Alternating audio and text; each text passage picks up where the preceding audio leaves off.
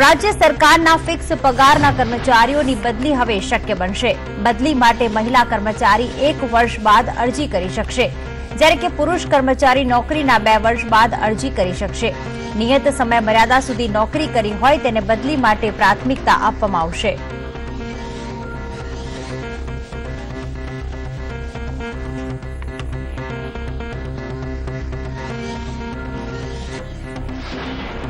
Fee regulatory committee દ્વારા technical અને management સંસ્થાઓની આગામી 3 વર્ષની ફી જાહેર કરાઈ છે। 214 સંસ્થાઓમાં 10% વધારો કરવામાં આવ્યો છે, જ્યારે 115 કોલેજોમાં 10% વધારો કરવામાં આવ્યો છે, તો 235 કોલેજોમાં કોઈ જ ફી વધારો કરાયો નથી અને 13 કોલેજોની ફીમાં ઘટાડો કરાયો છે।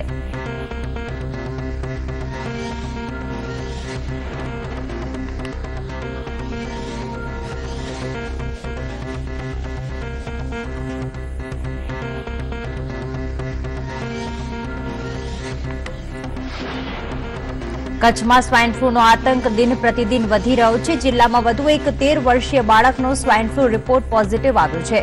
આ બાળક ભુજના સંસ્કારનગરનો નિવાસી છે। બાળકને હાલ GK જનરલ હોસ્પિટલમાં સારવાર હેઠળ રાખવામાં આવ્યું છે।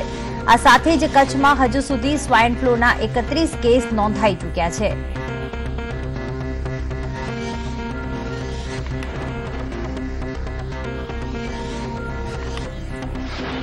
આજકાલ લોકો માટે રસ્તા પર ચાલવું જોખમભર્યું બન્યું છે। તેમાં ફરી એકવાર જામનગરમાં એક હિટ એન્ડ રનનો બનાવ બન્યો છે, જેમાં લાખેણી કારે એક વૃદ્ધાને અડફેટે લીધા। આ ઘટનામાં વૃદ્ધાનું મોત થયું છે। જામનગરમાં સાંજે સેક્શન રોડ પર પૂરપાટ ઝડપે એક ઓડી કારે એક રાહદારી વૃદ્ધાને અડફેટે લીધા બાદ ઝડપભેર ત્યાંથી નાસી છૂટ્યો હતો।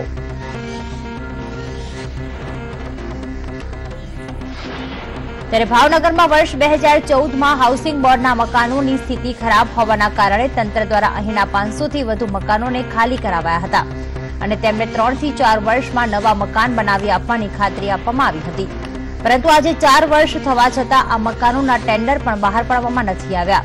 તંત્ર દ્વારા કોઈ વૈકલ્પિક વ્યવસ્થા કરવામાં આવે તેવી લોકો દ્વારા માંગ ઉઠી છે।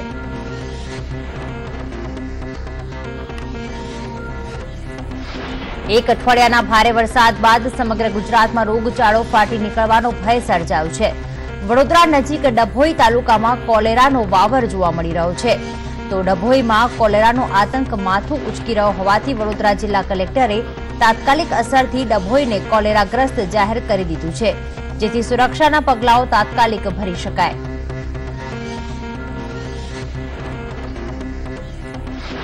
ગાંધીનગર ખાતે મળેલી અછત રાહત સમિતિની બેઠકમાં મહેસૂલ મંત્રી ભૂપેન્દ્રસિંહ ચુડાસમાએ મહત્વની જાહેરાત કરી, જેના પગલે સરકાર દ્વારા રાહત ભાવે ઘાસચારાનું વિતરણ કરવામાં આવતું હતું।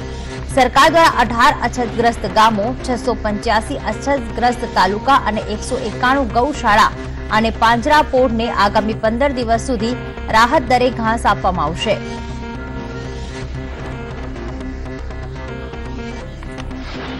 લીલોતરી શાકભાજી જેવા કે કોથમીર, મરચાં અને ટામેટાના ભાવ આસમાને પહોંચ્યા છે। રાજ્યમાં પડી રહેલા વરસાદના પગલે સિઝનલ શાકભાજીની આવક ઓછી થતા ભાવો આસમાને પહોંચ્યા છે। કોથમીર, મરચાં અને ટામેટાના ભાવ આસમાને છે।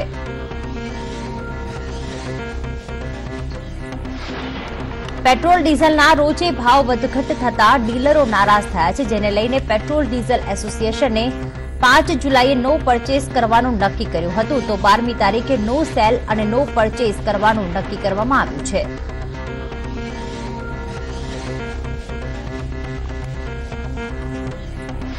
વિધાનસભાની ચૂંટણીઓ નજીક આવતા કોંગ્રેસમાં બેઠક માટેનો ધમધમાટ વધી ગયો છે।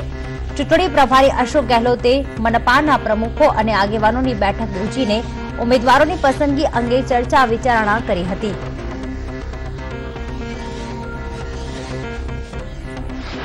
સુરતના વેપારીઓ સાથે જીએસટીના મુદ્દે ચાલી રહેલી ખેંચતાણ વચ્ચે રાજ્યકક્ષાના પ્રધાન મનસુખ માંડવિયા સુરતની મુલાકાત આજે લઈ રહ્યા છે। આ દરમિયાન તેઓ સુરતના વેપારીઓને મળીને જીએસટી મુદ્દે તેમની સાથે ચર્ચા વિચારણા હાથ ધરશે।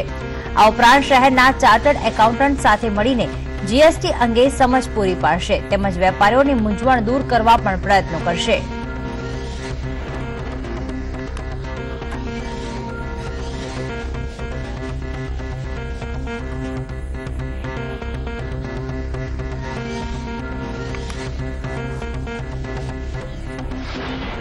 બોટાદમાં સાંજના સમયે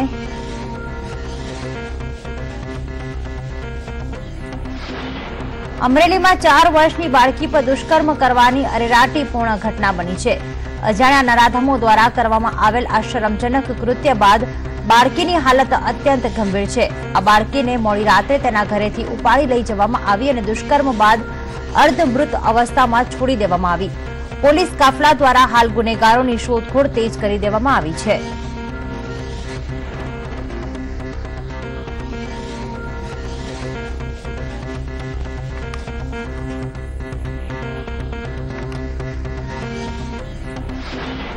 આણંદમાં હિટ એન્ડ રનનો એક વિડીયો વાયરલ થયો છે, જેમાં એક જીપ ચાલકની બેપરવાહીના લારીવાળાના અડફેટે લીધો હતો. જીપ ચાલકે પકોડીની લારી લઈને જઈ રહેલા યુવકને અડફેટે લઈ બિંદાસ રવાના થઈ ગયો. 3 જુલાઈએ 100 ફૂટ રોડ પર આ અકસ્માત થયો હતો.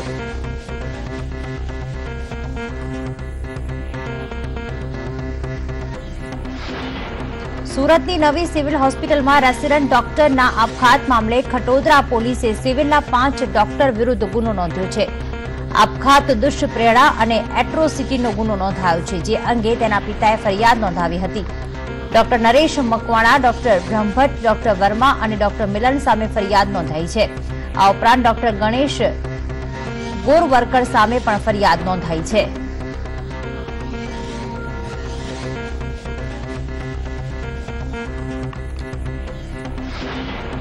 ફરી એકવાર શંકરસિંહ વાઘેલા કોંગ્રેસના બેનર્સમાંથી ગાયબ થઈ ગયા છે, જેના કારણે કોંગ્રેસનું જૂથવાદ ફરી એકવાર બેનર્સમાં દેખાયું છે. ત્યારે શંકરસિંહની અવગણના થતી હોવાની ચર્ચાએ પણ હાલમાં જોર પકડ્યું છે. સુરતમાં ઉગ્ર બનેલા વેપારીઓને કોંગ્રેસના નેતાઓ રાજકીય મલમ લગાવવા પહોંચ્યા હતા, પરંતુ કોંગ્રેસની આ રણનીતિ તદ્દન નિષ્ફળ સાબિત થઈ હતી. ગુજરાત કોંગ્રેસના પ્રભારીની હાજરીમાં જ વેપારીઓએ કોંગ્રેસ નેતાઓનો વિરોધ કર્યો. એટલું જ નહીં, વેપારીઓએ કોંગ્રેસના નેતાઓને જોઈને મોદી મોદીના નારા પણ લગાવ્યા હતા.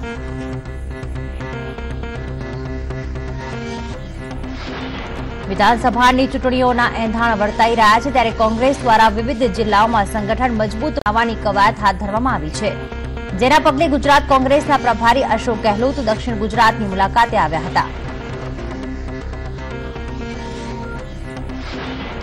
ભાજપના રાષ્ટ્રીય અધ્યક્ષ અમિત શાહ 2 દિવસ માટે ગુજરાત આવી રહ્યા છે. અહીં તેઓના કાર્યક્રમ પર જો નજર કરીએ તો દક્ષિણ ગુજરાતમાં તેઓ પેજ પ્રમુખોના સંમેલનમાં હાજરી આપશે. ત્યારબાદ તેઓ મહુવા તાલુકાના 5 કાકડા અનાવલ ગામે સંમેલનમાં હાજર રહેશે. અહીં 10,000 કાર્યકરો દ્વારા તેમનું સ્વાગત કરવામાં આવશે.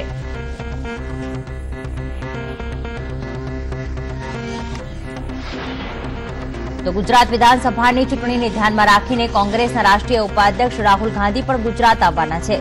પ્રદેશ કોંગ્રેસ દ્વારા જુલાઈ અંત અથવા તો ઓગસ્ટ મહિનામાં રાહુલ ગાંધીને ગુજરાત બોલાવવાનો તખતો ઘડવામાં આવ્યો છે.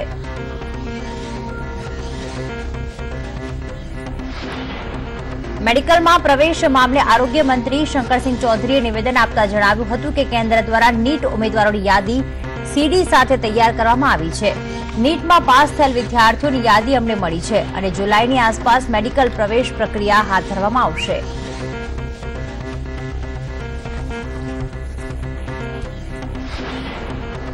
ગુડલક અને સંસ્થાના નામે છેતરપિંડીના મામલે મુખ્ય આરોપી રમણ કપૂરને આનંદનગર પોલીસ સ્ટેશન લવાયો હતો. ટ્રાન્સફર વોરંટથી રમણ કપૂરની ધરપકડ કરાઈ છે. દિલ્હી પોલીસે અગાઉ પણ રમણની ધરપકડ કરી હતી. સંસ્ટાર ક્લબ મેમ્બરશીપના નામે રમણે છેતરપિંડી કરી છે, તો રમણની પત્નીની ધરપકડ પણ આનંદનગર પોલીસે જ કરી હતી. સંદેશ ન્યૂઝ દ્વારા ટીપી 204ના ડ્રાફ્ટમાં ગોટાળાનો પર્દાફાશ કર્યા બાદ હવે 1500 કરોડના કૌભાંડના મુખ્ય સૂત્રધારને સસ્પેન્ડ કરી દેવામાં આવ્યો છે. સસ્પેન્ડેડ આશુતોષ પંડ્યા સામે મોંઘા ફાઇનલ પ્લોટમાં કપાત આપીને કૌભાંડ કરવાનો આરોપ છે. હાલ આશુતોષ પંડ્યા વિરુદ્ધ ઇન્કવાયરી બેસાડી દેવામાં આવી છે, જેમાં નિયમો નેવે મૂકીને કરોડોની કટકી કાઢવામાં આવી હોવાની તપાસ હાલમાં ચાલી રહી છે.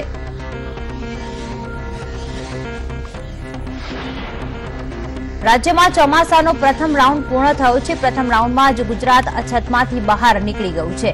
ગત વર્ષ કરતા ચાલુ વર્ષે પ્રથમ તબક્કામાં જ મેઘરાજાએ ધમાકેદાર ઇનિંગ રમીને સર્વત્ર પાણી પાણી કરી દીધું છે. ગત વર્ષ કરતા પ્રથમ તબક્કામાં જ 12.17% જેટલો વધુ વરસાદ નોંધાયો છે. ગત વર્ષે અત્યાર સુધીમાં માત્ર 13.54% જ વરસાદ નોંધાયો હતો, જ્યારે ચાલુ વર્ષે 25.71 એટલે કે મોસમનો સરેરાશ 810 મિલીમીટર વરસાદ નોંધાયો છે.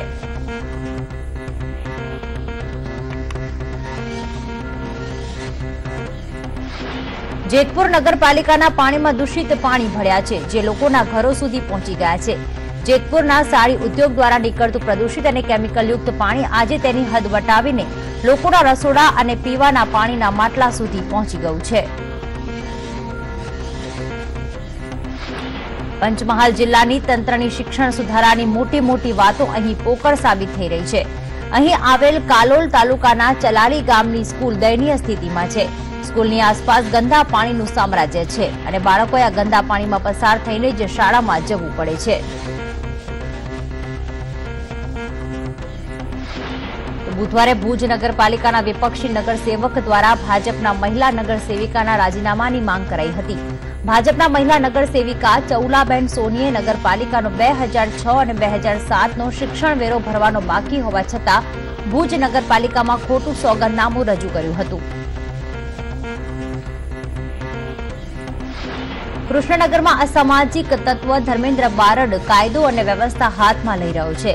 એક સિક્યુરિટી ગાર્ડની રિવોલ્વર ધર્મેન્દ્ર બારડે છીનવી હતી અને છીનવેલી રિવોલ્વર દ્વારા ધર્મેન્દ્રએ ફાયરિંગ કર્યું હતું. ફાયરિંગમાં ઘાયલ ઈશ્વરભાઈનું મોત થયું છે. લાંબી સારવાર દરમિયાન ઈશ્વરભાઈનું મોત થયું હતું. ઘટનાથી રોષે ભરાયેલા પરિવારે મૃતક ઈશ્વરભાઈના મૃતદેહને રસ્તા પર મૂકી રાખી વિરોધ કર્યો હતો.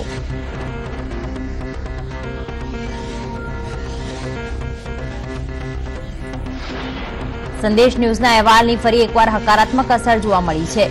સુરતમાં આસ્થાના ધામમાં અશ્લીલ હરકતો કરનારા મુંજાવરો સામે સંદેશ ન્યૂઝે અહેવાલ આપ્યો હતો. આ અહેવાલના કારણે સુરતમાં ખ્વાજા દાના દરગાહના મુંજાવર હાફિઝ બાપુની તમામ પ્રવૃત્તિ પર પ્રતિબંધ ફરમાવી દેવામાં આવ્યો છે. આ મુંજાવર અશ્લીલ ભાષામાં એક પરિણીતા સાથે વાત કરતો હોય તેવો ઓડિયો ક્લિપ બહાર આવી હતી. ત્યારે હવે હાફિઝ બાપુની તમામ પ્રવૃત્તિ પર પ્રતિબંધ મૂકી દેવામાં આવ્યો છે.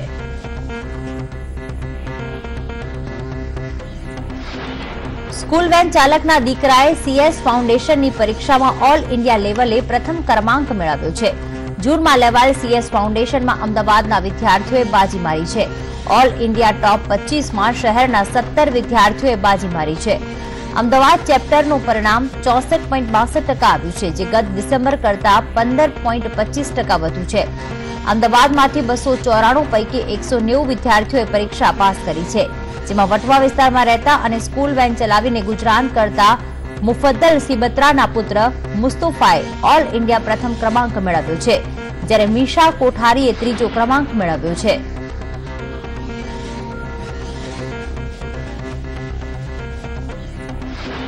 મોરબી અને રાજકોટ બાદ હવે જામનગરમાં નર્મદાના નીરનું આગમન થયું છે. જામનગર ઊંડ 1 ડેમમાં સૌની યોજના પહોંચી છે. સૌની યોજનાથી નર્મદાનું પાણી ઊંડ 1 ડેમમાં પહોંચ્યું છે. આજે 3 ડેમમાંથી ઊંડ 1 ડેમમાં પમ્પિંગથી પાણી ઠાલવવાનું શરૂ કરાયું છે.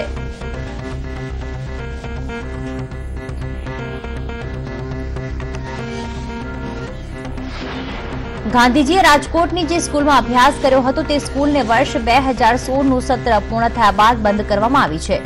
રાજકોટની એકમાત્ર સ્કૂલ છે કે જે ટેકનિકલનું એજ્યુકેશન પૂરું પાડતી હતી અને તેમાં 150થી વધારે વિદ્યાર્થીઓ અભ્યાસ કરતા હતા. તેને બંધ કરી દેવામાં આવી છે. ત્યારે ગુજરાત હાઈકોર્ટે આ સ્કૂલ બંધ કરવાના મુદ્દે સરકાર પાસે જવાબ માંગ્યો છે.